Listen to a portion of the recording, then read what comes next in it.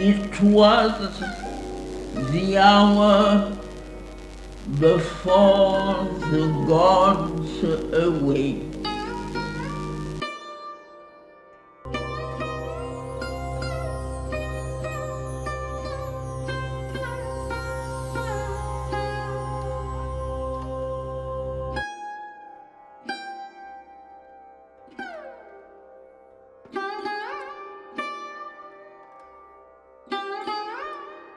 In the beginning, before the first form, there was no absence, only a presence too vast to be seen.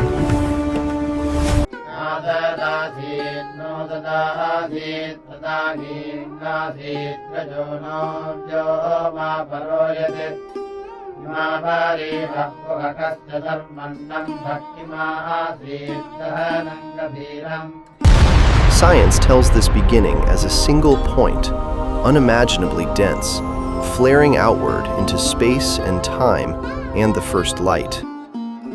The rishis told it another way, as the one who chose to become many, tapasya becoming shrishti, stillness becoming world. Two languages describing the same dawn. The spirit did not arrive late into matter. It was already there, asleep in the dark, waiting for the long, slow work of remembering itself. This is the story of that remembering, a walk through a 14 billion year morning. The Puranas call it the descent of the Avatar. Science calls it evolution. History calls it civilization. Every name is a partial name for the same single motion, consciousness, climbing back toward what it always was. This film will let all three languages speak, one after another, until you can hear that they were never really three. Before the first star burned, before the first atom formed, before space, and before time, there was no sky, no earth, no light. Only a mystery beyond all human imagination. A silence without beginning, an eternity waiting to become. Then, from a state smaller than anything we can imagine, the universe began. Not an explosion within space, but the birth of space itself. Time began to flow, energy awakened, and creation opened its eyes. In a fraction of a second, the newborn universe expanded with unimaginable speed. Space stretched, energy raced across the growing cosmos, and the smallest beginnings became the foundation of everything that would ever exist. The early universe was an ocean of fire. No stars, no planets, no galaxies, only unimaginable heat and a storm of energy and particles. Creation was young, restless, and incandescent. As the universe expanded, it began to cool. From the primordial fire, the first particles endured. Protons, neutrons, electrons. And slowly, the invisible architecture of matter began to emerge. The substance of stars, the substance of worlds, and one day, the substance of us. For hundreds of thousands of years, the universe remained hidden within a glowing fog. Then atoms formed, the fog cleared, and light, at last, was free to travel. That ancient light still moves through the universe today, a faint echo of creation's earliest dawn. Then came a vast age of darkness. There were no stars to illuminate the heavens, no galaxies shining in the night, only immense clouds of hydrogen drifting through the silent cosmos. Yet within that darkness, gravity was already at work. The great clouds began to collapse. Matter gathered. Pressure increased. And then, the darkness was broken. The first stars ignited.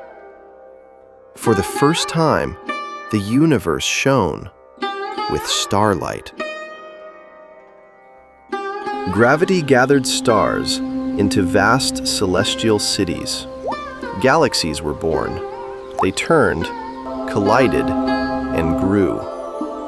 Across the expanding universe, billions upon billions of stars began their ancient dance. Within enormous clouds of gas and dust, new stars continued to awaken. Light carved through darkness. Worlds waited within swirling disks of matter. The universe had become a vast nursery of creation. But stars, too, must die. The greatest among them ended in unimaginable explosions, supernovae. In their final moments, they forged the elements of future worlds: carbon, oxygen, iron. The elements within our bodies were born in the hearts of ancient stars. Around one young star, a cloud of dust and gas began to turn. Particles collided, fragments joined, worlds slowly emerged from chaos. And among them, a small rocky planet formed: Earth. Our planet was born in violence. Its surface burned. Volcanoes covered the land. Asteroids struck from the heavens. There were no forests, no oceans, no living creatures. Yet within this world of fire, the conditions for life were slowly being prepared. The earth cooled, clouds gathered, rain fell upon the ancient world, again and again and again. Great oceans formed, and beneath their dark waters, a new mystery was approaching. Somewhere in the ancient oceans, matter crossed an invisible threshold. Chemistry became biology. The lifeless became alive. Tiny cells appeared. They grew. They changed. They evolved. And the long adventure of life had begun. But was creation only an accident of matter? Or was something deeper moving within it? Behind the stars, behind life, behind the awakening mind, could there be a greater consciousness? A presence, silent, infinite, waiting within creation? Perhaps the beginning was not merely an explosion.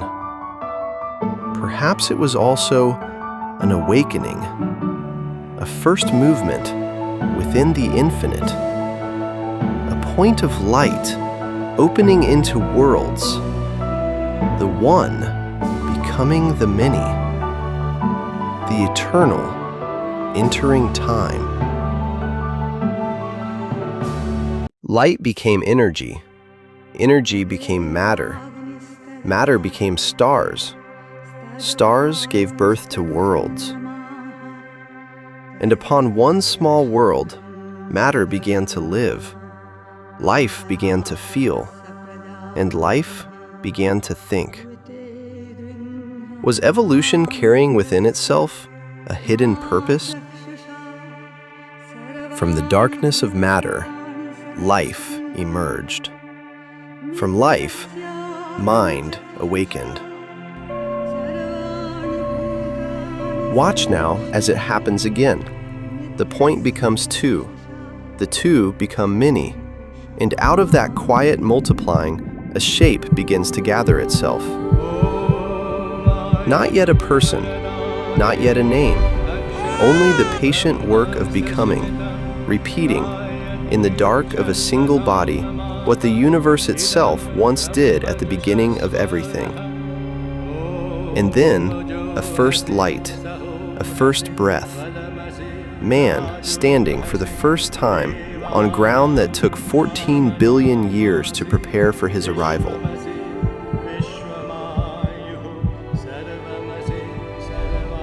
And through the human being, the universe became conscious of its own existence. Yet perhaps humanity is not the end. Perhaps we are only a passage, a bridge between what has been and what is still to come.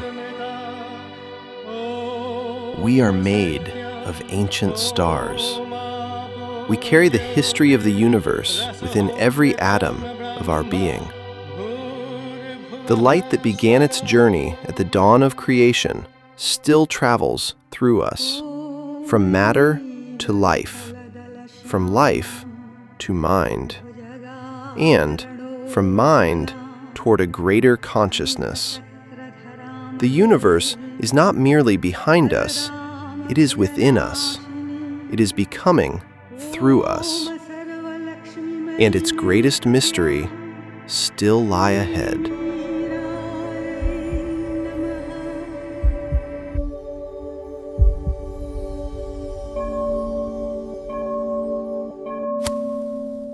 Yada yada hi dharmasya glanirбhavati bharata abhyutthanam dharmasya tadatmanam srijamyaham paritranaya sadhunam vinashaya cha dushkritam dharma sansthapanarthaya sambhavami yuge yuge.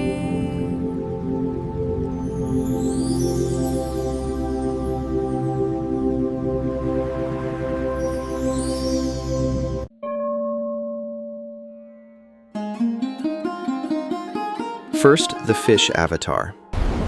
Sri Aurobindo called the 10 avatars a parable of evolution, and the parable begins here, in water. Before there was land to stand on, there was only the flow, and life's first task was simply to find a shape that could hold together inside it. The Purana remembers Matsya as the one who saved the Veda itself from the deluge, knowledge preserved through the very first crisis of form. Even here, at the beginning, the story insists that what is saved matters as much as what survives. Somewhere in the curve of your own body, before you were born, you passed through this stage again. The fish still lives in you, in the earliest folds of the womb. Then the amphibious animal, between land and water, Kurma, who carries the mountain on his back while the ocean is churned for its hidden treasures. This is the moment of hesitation before every threshold. One foot still in the old element, one foot testing the new.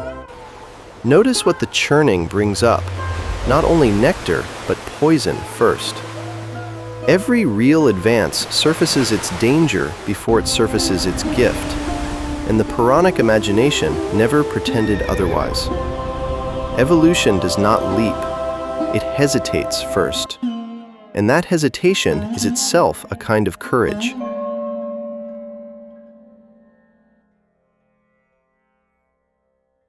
Then the land animal, Varaha. Nature plants her foot on solid ground at last, and the earth herself is lifted clear of the deep on his tusks. something in evolution has decided.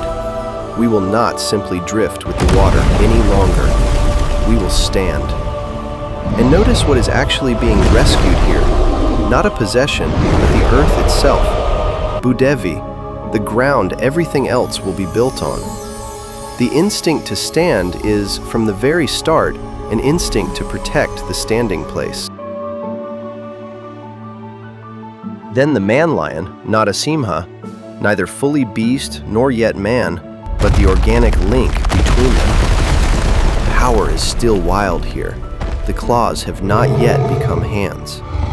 But something looks out from those eyes that was not in the animal before.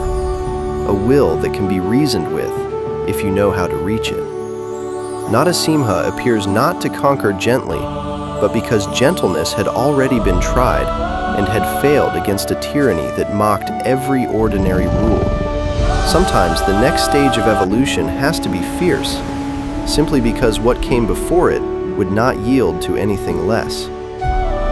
Every evolution passes through a moment that looks monstrous from the outside, and is in fact only unfinished.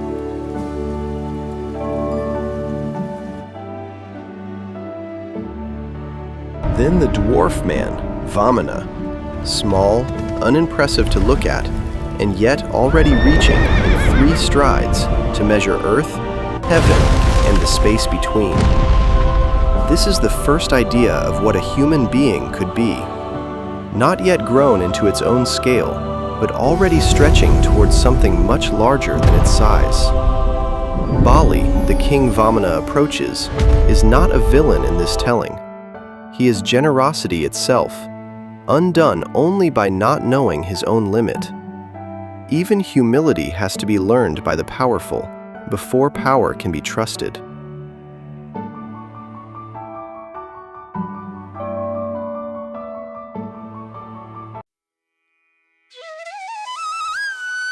Then the violent and destructive man, Rama of the axe, clearing the way. Not every advance in evolution comes gently. Sometimes what has outlived its use must be cut down before anything greater has room to grow. Parashurama's anger is not random. It is aimed precisely at power that has forgotten it was ever meant to serve. This too is part of the Avatar's work, not only to build, but to clear the ground first, and to insist that strength answer to something beyond itself.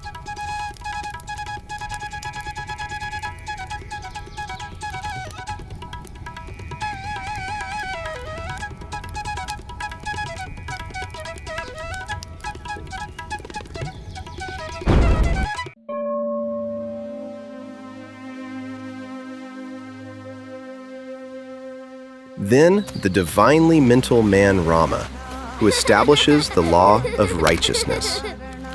Here, for the first time, conduct is no longer ruled only by instinct or by force, but measured against an ideal. Rama does not simply act, he asks in every choice, what is right? This is the birth of conscience, and also, for the first time in the procession, the birth of a very human cost.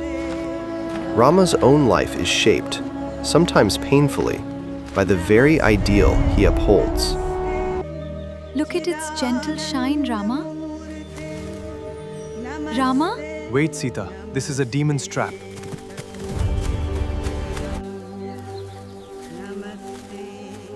Who are you, noble warriors? You walk this rugged land like gods.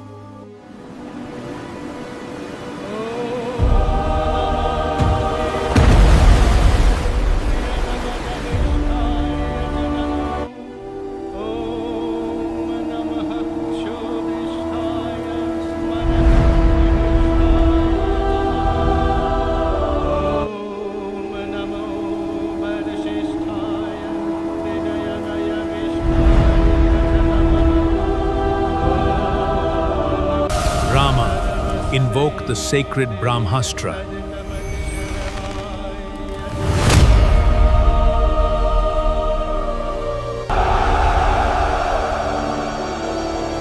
Righteousness, to the divine. this segment insists, is never free. It is chosen again and again at a price. Even so, an entire civilization has measured itself against this single life for 3,000 years. That is not nothing.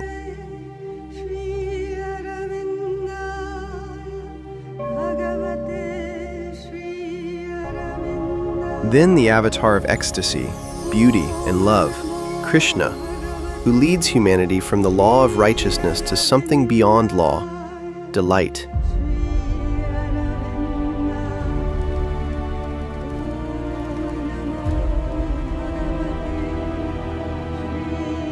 Sri Aurobindo writes, "The description of Krishna in the Puranas is not a mere myth or an allegory. The Krishna of the gopis is the manifestation of the divine Ananda, the love and bliss that attracts the soul to the divine. The flute of Krishna have you been is the eating mud? call of the divine Open to the your human mouth. soul, a call that draws it away from the mundane attachments of the lower nature into the joy of the spiritual consciousness. The gopis represent the souls which respond to this call and surrender themselves completely, without any mental reservation, to the Lord of Ananda."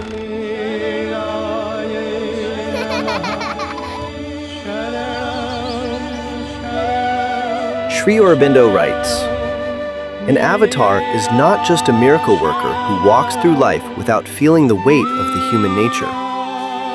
If he did not share the human difficulties, his life would have no meaning for us.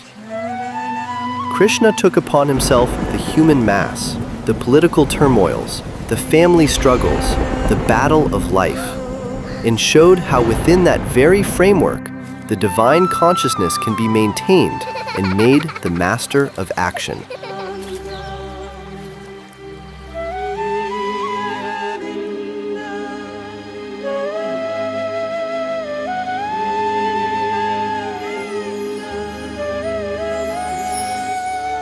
A comrade of our hours of grief and joy, he leaves the high splendors of his court of light to walk with the seeker on the perilous path.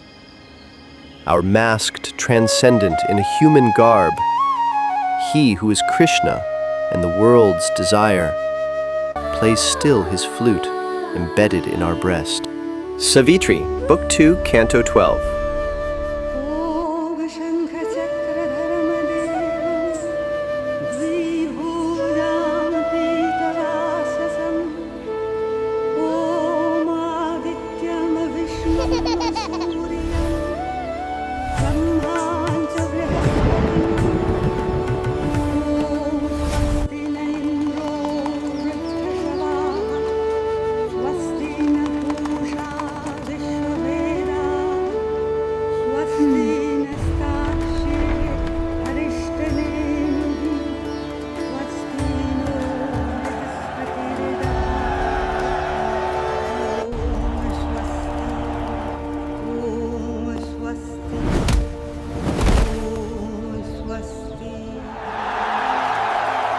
Duty, once perfected, ripens into joy. What Rama establishes as order, Krishna fulfills as love. We seek your guidance, O King. We seek your guidance, O King. Please protect our borders.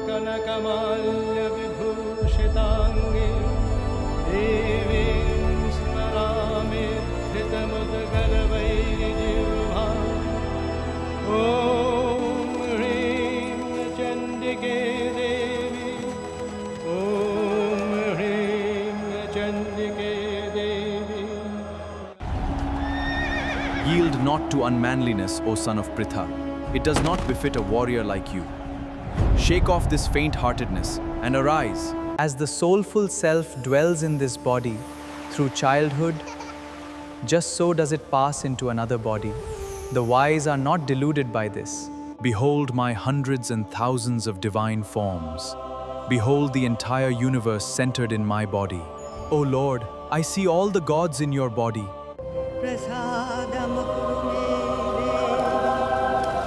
not obedience to a rule, but surrender to what the heart already knows. And Krishna will not stay in one register only. The same figure who plays the flute in Vrindavan will, on the field of Kurukshetra, reveal a form vast enough to contain every world at once. Intimacy and infinity, it turns out, were never opposites.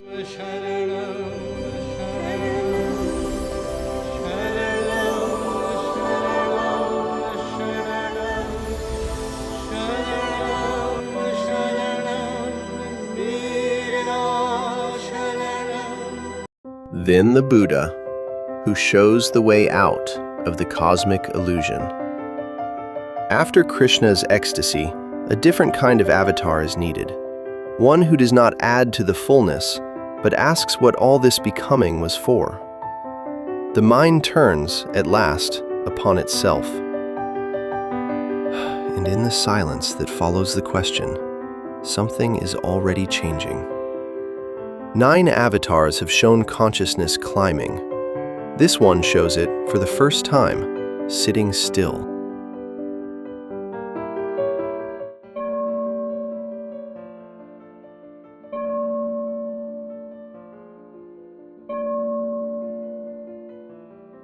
In 1837, in a private notebook, an Englishman named Charles Darwin drew a small, hesitant sketch. A few branching lines, and above them, 2 words. I think. It was the first time the tree of life had been drawn as a tree. One root, endless branching, every living thing a cousin of every other.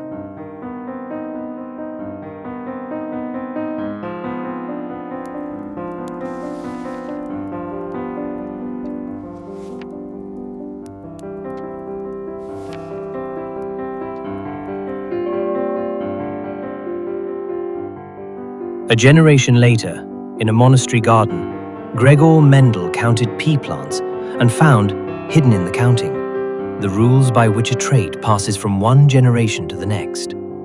An invisible grammar waiting to be read.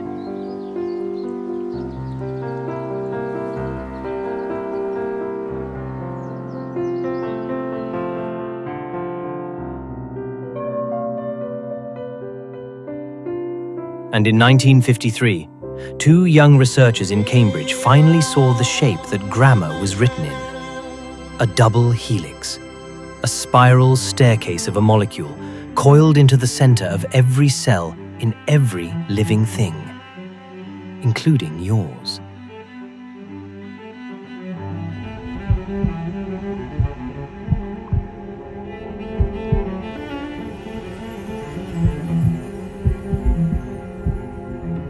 The zygote you once were, the cells now dividing to renew you as you watch this, the very possibility of cloning a living creature from a single cell, all of it traces back to that one staircase.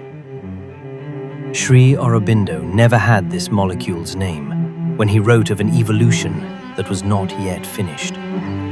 But he was describing the same climb Darwin sketched, the same grammar Mendel counted, the same staircase Watson and Crick finally saw.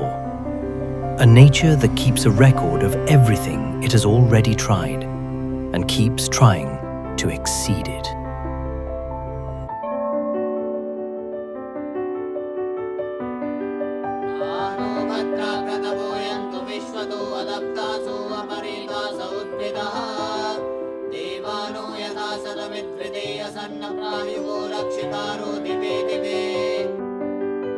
After the Buddha's silence, the mind does not stay silent for long. And its first great flowering happens not in one place, but in several, almost at once. In Athens, Pericles raises a city built on the idea that citizens, not kings, could govern themselves. And in the same city's marketplace, Socrates turns philosophy's whole attention inward, straight from insisting the that the examined life is listen. the only one worth living. Hard heads make empty bellies. Reason becomes, for the first time, a public act. In Rome, a young man named Octavian takes the wreckage of a dying republic and, as Augustus, forges from it 2 centuries of ordered peace. Civilizations prove that ideas alone do not hold a world together. Structure does. And in Egypt, centuries before either of them, a woman had already shown what power without apology could look like. Hatshepsut does not rule as a king's wife, but as a king in her own right, commissioning temples and trade expeditions on a scale her own successors tried, afterward, to erase from the record, and could not quite manage. Queen T, generations later, stands as one of the most powerful During royal cleavage, it women the divides ancient without world growing. ever recorded. Her counsel sought even by foreign kings. Reason, order, and power. The ancient world hands the widening mind all 3, almost before it knows what to do with them. More than 1,000 years later, in Florence, one mind refuses to separate art from science. Leonardo da Vinci sketches the flight of birds and the flow of water with the same eye that paints a quiet, half-smiling woman who is still, all these centuries later, the most looked-at face in the world. The Renaissance is the mind discovering that beauty and knowledge were never 2 different pursuits. In the same broad centuries, another current runs, quieter in most history books, no less decisive. In France, a 17-year-old peasant girl named Joan hears a voice and leads an army, certain of a truth no one else in the room can see. In England, not long after, Elizabeth rules alone for 45 years and calls it a golden age. And when structure hardens into privilege, the mind revolts again. Paris, at the end of the 18th century, cries liberty, equality, fraternity, a demand not for a better king, but for the dignity of every human being, simply because they are human. Painful, unfinished, often betrayed by its own violence, but the idea, once spoken aloud, has never again been fully silenced.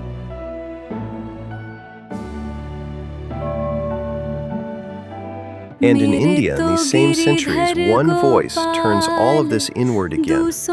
Mirabai, a queen, sets aside a throne to sing in the streets of a love beyond form. Reason built the city, power built the empire, art found the beautiful, revolution demanded the just. Mirabai reminds the whole procession what it was for. Not one of these achievements, not reason, not empire, not art, not liberty, was ever the destination. Each was a rehearsal for the surrender that was always waiting at the end of the road.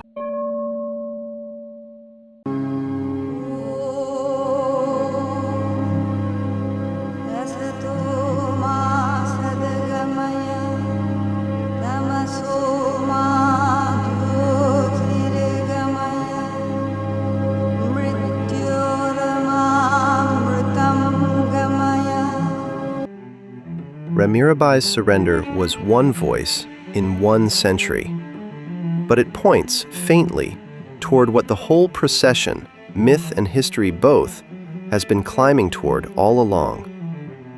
The crisis in which the avatar appears is a crisis of the consciousness of the world when it has to make a stage forward in its evolution. So Sri Aurobindo describes the deeper reason the divine takes form at all. Not to repeat what has already been achieved, but to carry consciousness one stage further. And finally, the avatar of the future, who brings the descent of the truth down into the material world. No Purana has painted this one yet. No vintage reel has filmed it. No sketch, no double helix, no portrait exists of it. It has not happened, which is exactly why it is still worth watching for. In the 20th century, one man devoted his life to naming what the whole procession had been pointing toward. Sri Aurobindo called it the Supramental, a consciousness beyond mind, waiting to descend into matter exactly as mind once descended into the animal. The mother, who worked beside him for decades, did not leave the idea in a book. It is not finished. It may not be finished for generations.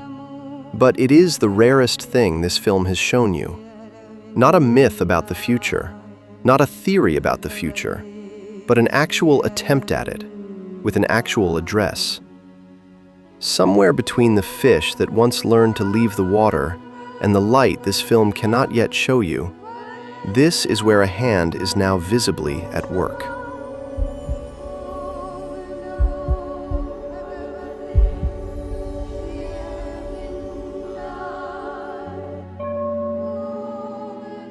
Evolution is not finished. Reason is not the last word of the mind, nor is man the highest term of nature. As man came out of the animal, so out of man shall come the Superman. Sri Aurobindo's words, and they are not a prophecy about some distant future, they are a description of what is already, quietly, underway. If man is incapable of exceeding himself, then he will be left behind, and a new species will take his place. But everything this film has shown you, fish to amphibian, beastman to lawgiver, lover to sage, philosopher to revolutionary, scientist to saint, has been nature's proof again and again that man is capable of exceeding himself. The parable of the 10 avatars is not a memory, it is a map of tomorrow, and the 10th step is the one we are still taking.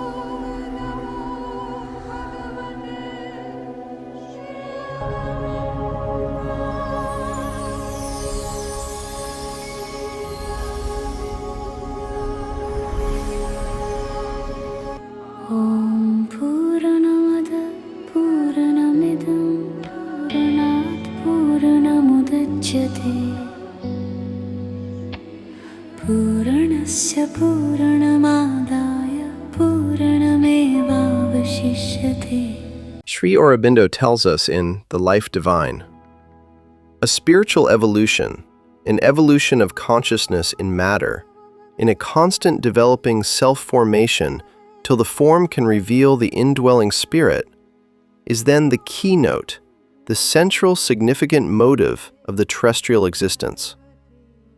This significance is concealed at the outset by the involution of the spirit, the divine reality, in a dense material inconscience. A veil of inconscience, a veil of insensibility of matter hides the universal consciousness force which works within it. So that the energy, which is the first form the force of creation assumes in the physical universe, appears to be itself inconscient, and yet does the works of a vast occult intelligence.